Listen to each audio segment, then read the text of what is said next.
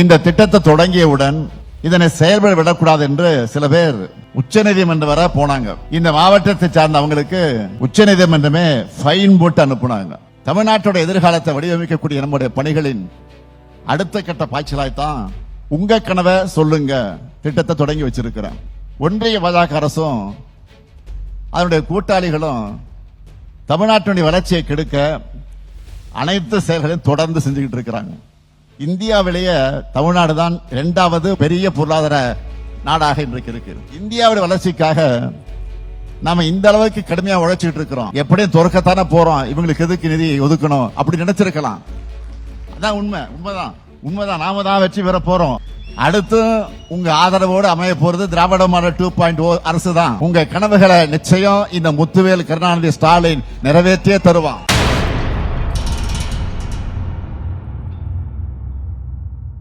ஒரு காலத்தில் திந்திரிவனம் என்று அழைக்கப்பட்டதுதான் இன்றைய திண்டிவனம். திந்திரி என்றால் புலி. புளிய மரங்கள் அதிகம் இருந்த பகுதி என்ற காரணத்தால் அது காரண பெயராக வந்தது. சோழர்கள் காலத்திலும் பல்லவர் காலத்திலும் நாயக்க மன்னர்கள் காலத்திலும் வர்த்தக நகராக இருந்த இந்த திண்டிவனம் செஞ்சிக்கோட்டை, மயிலம் முருகன் கோயில், மேல்மலையனூர் அங்கலம்மன் கோயில்னு பல சிறப்புகளை கொண்ட மாவட்டம் இந்த விழுப்புரம் மாவட்டம். தலைநகர் சென்னைக்குள் வர வாசலா இருக்கக்கூடிய காரணமான திண்டிவனத்தில் இந்த மாபெரும் விழாவிலே கலந்து கொள்வதில் நான் பெரும் மகிழ்ச்சி அடைகிறேன், பெருமைப்படுகிறேன். கடந்த சட்டமன்ற தேர்தலின் போது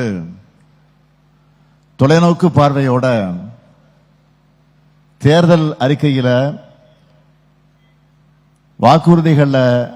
வழங்கிய வாக்குறுதிகள்ல பெரும்பாலானவற்றை நிறைவேற்றியும் தேர்தல் வாக்குறுதியில் சொல்லப்படாத பல திட்டங்களை முத்திரை திட்டங்களாக செஞ்சு கொடுத்தும் தமிழ்நாட்டு மக்களுடைய கனவுகளை நிறைவேற்றிக்கிட்டு இருக்கோம். திராவிட முன்னேற்ற கழகத்தை பொறுத்த வரைக்கும் சட்டங்களையும் பெரிய பெரிய திட்டங்களையும் நிறைவேற்றுறது மட்டுமல்ல, தமிழ்நாட்டு மக்கள் ஒவ்வொருத்தருடைய தேவைகளையும் நிறைவேற்றணும். அதுக்காகத்தான் 2021 சட்டமன்ற தேர்தலுக்கு முன்னாடி தமிழ்நாட்டில் இருக்கக்கூடிய 234 தொகுதிகளுக்கும் நான் வந்து உங்களுடைய குறைகளை கேட்டு கோரிக்கைகளை மனுக்களாக வாங்கியிருக்கிறேன். இந்த பயணத்தில் கோரிக்கை மனுக்களை மட்டும் வாங்கல, தமிழ்நாட்டு மக்களுடைய நம்பிக்கையும் பெற்று திராவிட மாடல் அரசை அமைச்சோம்.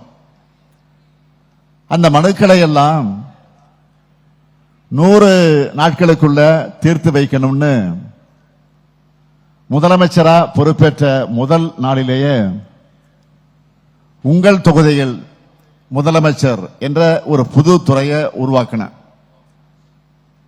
இந்த துறை மூலமா மக்கள்கிட்ட இருந்து வாங்கின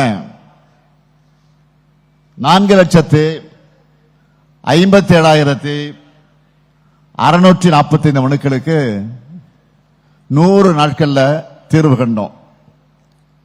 அந்த 100வது நாள்ல, அதாவது 2021 ஆகஸ்ட் 14ஆம் நாள் தலைமைச் செயலகத்தில் சிறப்பு விழா நடத்தி 32,283 பேருக்கு பட்டாவும் 30,455 பேருக்கு சமூக பாதுகாப்பு திட்ட ஓய்வூதியமும் வழங்கின. அது மட்டும் இல்ல, 19,664 வளர்ச்சி திட்ட பணிகளுக்கான ஒப்புதல் ஆணையும் 9,444 வீடுகள் கட்டுவதற்கான நிதி உதவியையும் 554 கோடியே 27 லட்சம் ரூபாய் செலவிலான உட்கட்டமைப்பு வசதிகளை ஏற்படுத்துவதற்கான ஆணைகளையும் வழங்கின. மக்களுடைய குறைகளை தேவைகளை உன்னிப்பா கவனிச்சு விரைவா நம்ம திராவிட மாடல் அரசு நிறைவேற்றி வருது.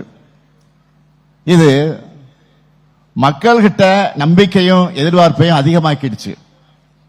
அதனால அந்த திட்டத்தை விரிவாக்கி தொடர வேண்டும் என்று முடிவு செஞ்சு 2021 நவம்பர்ல முதலமைச்சரின் தனி பிரிவு, முதலமைச்சரின் உதவி மையம் மற்றும் உங்கள் தொகுதியில் முதலமைச்சர் ஆகிய 3 துறைகளை ஒருங்கிணைச்சு முதல்வரின் முகவரின்னு ஒரு புதிய துறையை உருவாக்கணும். நான் பெருமையோடு சொல்றேன், இந்த துறை மூலமா 2021 மே மாதத்திலிருந்து இப்ப வரைக்கும் 1,49,00,000 மனுக்களுக்கு தீர்வு கண்டிருக்கிறோம். என்னை பொறுத்த வரையில அரசு என்பது 24 மணி நேரமும் மக்களுக்காக செயல்படணும். மக்களுக்கு தேவையற்ற அலைச்சல் இருக்கக்கூடாது. நிர்வாகம் எளிமையாகவும் விரைவாகவும் வெளிப்படைத்தன்மையாகவும் செயல்படணும். இத மனசுல வச்சுதான் பொதுமக்களான உங்களுக்கு எந்தெந்த சேவைகள் எல்லாம் அதிகமா தேவையோ அதையெல்லாம் உங்களுடைய வசதி, நீங்க வசிக்கக்கூடிய அந்த இடங்களுக்கு பக்கத்திலேயே வழங்கணும்னு முடிவு செஞ்சு 2023 நவம்பர் முதல் 2025 மார்ச் வரை 3 கட்டங்களாக மக்களோட முதலீடு திட்டத்தை செயல்படுத்தணும். இப்படி தமிழ்நாடு முழுக்க 4835 முகாம்களை நடத்தி 23,50,000 மனுக்களுக்கு தீர்வு ஏற்படுத்தி கொடுத்திருக்கிறோம். இந்த திட்டமும் பொதுமக்களிடத்தில் பெரும் வரவேற்பை பெற்றது. அதனால என்ன செஞ்சோம்னா, உங்களுடன் ஸ்டாலின் என்ற புதிய திட்டத்தை தொடங்கி 10,000 முகாம்களை நடத்த உத்தரவிட்டோம். இந்த திட்டத்தை தொடங்கியவுடன் இதனை செயல்பட விடக்கூடாது என்று சில பேர் உச்சநீதிமன்றம் வரை போனாங்க. இந்த மாவட்டத்தை சார்ந்த அவங்களுக்கு உச்சநீதிமன்றமே ஃபைன் போட்டு அனுப்புனாங்க. யாரு சொல்ல வேண்டியதில்லை, உங்களுக்கே தெரியும். அதையெல்லாம் கடந்துதான் இந்த திட்டம் வெற்றி பெற்றிருக்கு. இங்க நீங்க தொலைக்காட்சியில் பார்த்திருப்பீங்க, பேசின பயனாளிகள் அதற்கே சாட்சி. நம்மை பொறுத்த வரைக்கும் இந்த முகாம்களை எங்கெல்லாம் நடத்துகிறோமோ அங்கெல்லாம் முழுமையா நிறைவேற வேண்டும் என்று அரசு அதிகாரிகளுக்கு நான் உத்தரவிட்டேன். அதனால் தன்னார்வலர்கள் ஒவ்வொரு வீட்டுக்கும் நேரடியா போய் இந்த முகாம் என்னைக்கு நடைபெறுது, எங்கே நடைபெறப் போகுது, அங்கே என்னென்ன சேவைகளை வழங்க போறோம் என்பதை பற்றியெல்லாம் விரிவாக எடுத்து சொல்லி அதில் பயனடைவதற்கான தகுதிகள், அதற்காக தேவைப்படக்கூடிய ஆவணங்கள் குறித்த விழிப்புணர்வை ஏற்படுத்தி அதற்கான ஒரு கையேடு விண்ணப்பத்தையும் வழங்கினாங்க. இந்த உங்களுடன் ஸ்டாலின் முகாம்களில் ஊரக பகுதிகளில் 15 துறைகளை சார்ந்த 45 சேவைகளையும், நகர்ப்புற பகுதிகளில் 13 துறைகளை சார்ந்த 43 சேவைகளையும் வழங்கணும். மக்களும் நம்பிக்கையோடு வந்து தன்னுடைய கோரிக்கை மனுக்களை எல்லாம் கொடுத்தாங்க. இப்படி பெறப்பட்ட 38,50,000 மனுக்கள்ல இதுவரைக்கும் 38,44,000 மனுக்களுக்கு இறுதி செஞ்சிருக்கிறோம். இந்த முகாம்களை பெரும்பாலான மக்கள் என்ன கோரிக்கைகள் வச்சிருந்தாங்கன்னா, சமூக பாதுகாப்பு திட்ட ஓய்வூதியம், பட்டா மாறுதல், முதலமைச்சருடைய விரிவான மருத்துவ காப்பீடு, வருவாய்த்துறை மூலம் வழங்கப்படக்கூடிய பல்வேறு சான்றுகள், குடும்ப அட்டை ரேஷன் அட்டையில் திருத்தம், சொத்து வரி பெயர் மாற்றம், மின் இணைப்பு பெயர் மாற்றம், இது போன்ற கோரிக்கைகள் தான் அதிகமாக வந்துச்சு. இதெல்லாம் சின்ன சின்ன கோரிக்கைகள் தான். ஆனா இதை நிறைவேற்றுறதுல பல நடைமுறைகள் சிக்கல்கள் இருந்திருக்கும். அதையெல்லாம் களையணும். அரசு என்பது மக்களுக்கானது. அரசு சேவைகள் மக்களுக்கு தடையில்லாம விரைவா கிடைக்கணும்னு உத்தரவிட்டு இந்த மனுக்களை எல்லாம் 30 to 40 நாட்களுக்குள்ள தீர்வு காணப்பட்டுச்சு. இதுல முக்கியமானது என்னன்னா, நம்ம திராவிட மாடல் அரசினுடைய வரலாற்றில் பெருமையோடு நிலைநிறுத்தக்கூடிய அளவுக்கு ஏராளமான திட்டங்களை முதன்மையானது என்னன்னு கேட்டீங்கன்னா, கலைஞர் மகளிர் உரிமை திட்டம். அந்த திட்டத்தை பொறுத்த வரைக்கும் சொல்லணும்னா 1,13,75,000 மகளிர் பயன்பெற்று வந்த இந்த திட்டத்தில் தங்களுக்கு உரிமை தொகை வழங்கணும்னு ஏராளமான மகளிர் கோரிக்கை வச்சாங்க. அவங்க கோரிக்கை மனுக்களை எல்லாம் பரிசீலிச்சு கொஞ்சம் இருந்த விதிகளை கூட தளர்த்தி இலங்கை தமிழர் குடும்பங்களைச் சேர்ந்த 14,000 சகோதரிகள் உட்பட 16,94,339 சகோதரிகளுக்கு கூடுதலா கடந்த 2 மாதங்களாக அந்த உரிமை தொகையை வழங்கிட்டு இருக்கோம். இந்த முகாம்களை பயனடைஞ்ச பலரும் நம்ம அரசுக்கு நன்றி சொல்லிட்டு இருக்காங்க. தேவையற்ற தாமதங்கள் இல்லாம விரைவா அந்த கோரிக்கைகளை நிறைவேற்றி தந்தது குறித்து நினைவுபடுத்தி சொல்லணும்னா, இந்த முகாம்களை பயனடைந்திருக்கக்கூடிய சிலர் பேசிய அந்த குறிப்புகளை, தொலைக்காட்சியில் பார்த்த அந்த செய்திகளை நான் இங்கே நினைவுபடுத்த விரும்புகிறேன். திண்டுக்கல் மாவட்டம் கூத்தம்புண்டியை சார்ந்த ஜெயமணி என்கிற பெண்மணி கூலி தொழிலை நம்பி வாழ்வு நடத்துகிற எளிய குடும்பத்தை சார்ந்தவர். தங்களுக்கு வீட்டுமனை பட்டா வழங்கணும்னு உங்களுடன் ஸ்டாலின் முகாம்களை அவர் கேட்டிருந்தார். திருமணமாகி 33 ஆண்டுகளா எங்களுக்கு கனவா இருந்த பட்டா இந்த திட்டத்தால கிடைச்சிருக்கு. அதுல நானும் என் கணவரும் எங்களுக்குன்னு ஒரு வீடு கட்டி கொள்ள போறோம், நன்றி பெருக்கோடு சொன்னாங்க.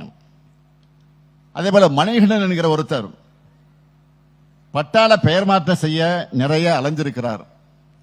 ஆனா அவங்க ஊர்ல நடந்த உங்களுடன் ஸ்டாலின் முகாமுக்கு சென்று விண்ணப்பிச்ச அரை மணி நேரத்திலேயே அவர் கேட்டபடி பட்டால மாற்றம் செய்யப்பட்டு கொடுக்கப்பட்டதா மகிழ்ச்சியா தெரிவிக்கிறார்.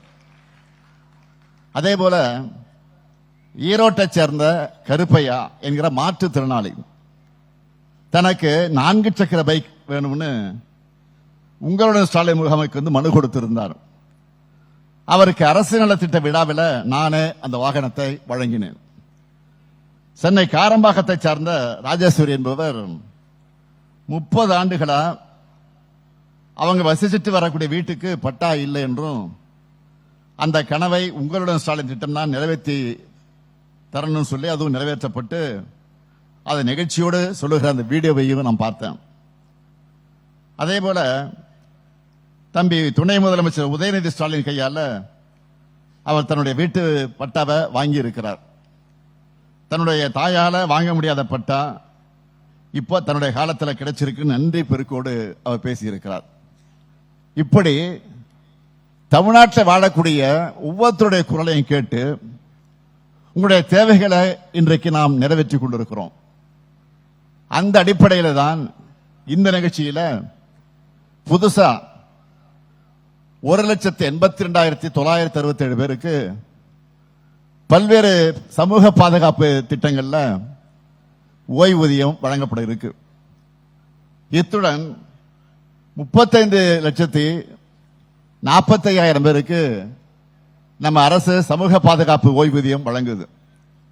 அது மட்டுமல்ல, இது டிஜிட்டல் யுகம். இப்போ அதுவும் ஏஐ கோலச்சக்கூடிய காலம். இப்போ அதுக்கேற்ற மாதிரி அப்டேட் ஆகணும், அரசும் அப்டேட் ஆகணும், மக்களின் அலைச்சல் குறையணும், டைம் சேவ் பண்ணணும். அதுக்காகத்தான் அரசு அலுவலர்களுக்கு போகாமலேயே அரசு சேவைகளையே இருந்த இடத்திலே இருந்து பெறக்கூடிய வகையில் நம்ம அரசு என்ற பெயரால வாட்ஸ்அப் சேவையை போன மாசம் தொடங்கி இருக்கிறோம். இதன்படி பாத்தீங்கன்னா 78452 52525 என்ற நம்பருக்கு நீங்க வாட்ஸ்அப் மெசேஜ் அனுப்புனா 16 துறைகளுடைய 51 சேவைகள் உங்களுக்கு மொபைல் போன்லயே கிடைக்கும். இப்படி இன்னும் முன்னோக்கி ஓடுகிற அரசா திராவிட மாடல் அரசு இருக்கு. இதற்கெல்லாம் அடுத்த கட்டமா ஒவ்வொருத்தருடைய தேவைகளையும் கேட்டு தமிழ்நாட்டுடைய எதிர்காலத்தை வடிவமைக்கக்கூடிய நம்முடைய பணிகளின் அடுத்த கட்ட பாய்ச்சலாய்த்தான் கடந்த மாசம் 9ஆம் தேதி திருவள்ளூர் மாவட்டம் பாடியநல்லூர்ல உங்க கனவை சொல்லுங்க திட்டத்தை தொடங்கி வச்சிருக்கிறேன். இந்த திட்டத்தில் உங்க கனவுகளை உங்க வீட்டுக்கே வந்து கேட்க 50,000 தன்னார்வலர்கள் களத்தில் இருக்காங்க. இதை இன்னும் விரைவுபடுத்தணும். இளைய தலைமுறையோட எண்ணங்கள் அறிந்து அவங்களுடைய கனவுகளை சேகரிக்க இந்த நிகழ்ச்சி மூலமா என் கனவு என் எதிர்காலம் என்ற இணையதளத்தை தொடங்கி வைக்கிறதுல நான் மகிழ்ச்சி அடைகிறேன். இளைஞர்கள் அனைவரும் இந்த சமூகம் முன்னேற, நீங்கள் வாழும் பகுதி முன்னேற, தமிழ்நாட்டின் எதிர்காலம் சிறப்பாக அமைய உங்களுடைய எண்ணங்களை, ஆலோசனைகளை, கனவுகளை இந்த என் கனவு என் எதிர்காலம் இணையதளத்தில் நீங்க பதிவு செய்ய வேண்டும் என்று நான் கேட்டுக்கொள்ள விரும்புகிறேன்.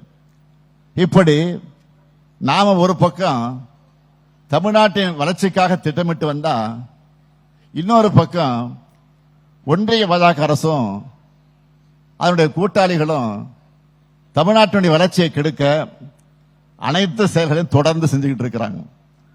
அதுக்கு சமீபத்திய உதாரணம் தான் ஒன்றிய அரசு வெளியிட்டிருக்கக்கூடிய பட்ஜெட், நிதிநிலை அறிக்கை. இந்த பட்ஜெட்ல மத்திய அரசினுடைய பட்ஜெட்டை சொல்றேன். இந்த பட்ஜெட்ல தமிழ்நாட்டில் எதுவும் இல்லை. இதுவரைக்கும் ஒப்புக்காவது திருக்குறளாவது சொல்லிட்டு வந்தாங்க. அதுவும் இந்த ஆண்டு அது கூட இல்லை. பேருக்கு கூட தமிழ்நாட்டுக்கு எந்த வளர்ச்சி திட்டமும் இல்லை. நம்முடைய பல்லாண்டு கோரிக்கைகள் எதுவும் இல்லை. பொதுவா தேர்தல் நடக்கிற மாநிலங்களுக்கு அந்த ஆண்டு பட்ஜெட்ல பணம் ஒதுக்குவது பாஜகவோட தந்திரமாக இருக்கும். பீகார், ஆந்திரா, ஒடிசா அந்த மாநிலங்களுக்கெல்லாம் அப்படித்தான் நிதி ஒதுக்கினாங்க. செஞ்சு கொடுத்தாங்கன்னு கேட்டா அதுவும் கிடையாது, இருக்காது. இப்ப தமிழ்நாட்டுக்கு தேர்தல் வரப்போகுது. பாஜக எல்லா மாநிலங்களையும் வழக்கமா பண்ணக்கூடிய அந்த ஸ்டண்ட்டை கூட தமிழ்நாட்டுக்கு பண்ணல. அந்த அளவுக்கு தமிழ் மீதும் தமிழர்கள் மீதும் தமிழ்நாட்டின் மீதும் அவங்களுக்கு அவ்வளவு வெறுப்பு. நல்லா யோசிச்சு பாருங்க. இந்தியாவிலேயே தமிழ்நாடு தான் 2வது பெரிய பொருளாதார நாடாக இன்றைக்கு இருக்கு. நாட்டிலேயே அதிகமா நகர்மயமான மாநிலம் தமிழ்நாடு தான். அதிக தொழிற்சாலைகள் கொண்ட மாநிலமும் தமிழ்நாடு தான் இருக்கு. இந்தியாவுடைய வளர்ச்சிக்காக நாம இந்த அளவுக்கு கடுமையா உழைச்சிட்டு இருக்கிறோம். இப்படிப்பட்ட மாநிலத்தில் புதிய நெடுஞ்சாலைகள், ரயில்வே வழித்தடங்கள், மெட்ரோ ரயில்கள்னு ஏராளமா உட்கட்ட வசதிகள் தேவைப்படுது.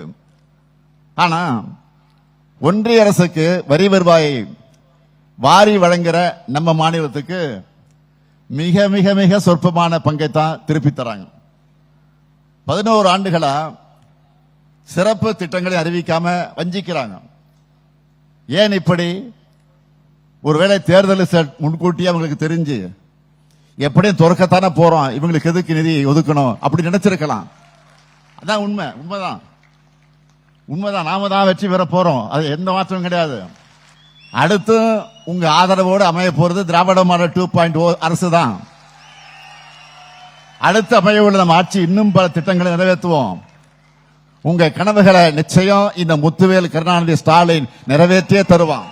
தன்மானமிக்க தமிழ்நாட்டை இந்தியாவில் நம்பர் 1 மாநிலமாக தொடர்ந்து முன்னேற்றுவோம், வெல்வோம் ஒன்றாக என்று சொல்லி விடைபெறுகிறேன். நன்றி, வணக்கம். தமிழக மக்கள் ரொம்ப தெளிவாதான் இருப்பாங்களே தவிர்த்து இது அயோத்தி மாதிரி ஆக்கலாமே, இதுல என்ன தவறுன்னு கேக்குறாருன்னா அப்ப அவர் எந்த அளவு இவருக்கு அறிவு இருக்கு நயினார் நாகேந்திரன் அவர்களுக்குன்னு இதுலயே மக்கள் தெளிவா புரிஞ்சிருப்பாங்க.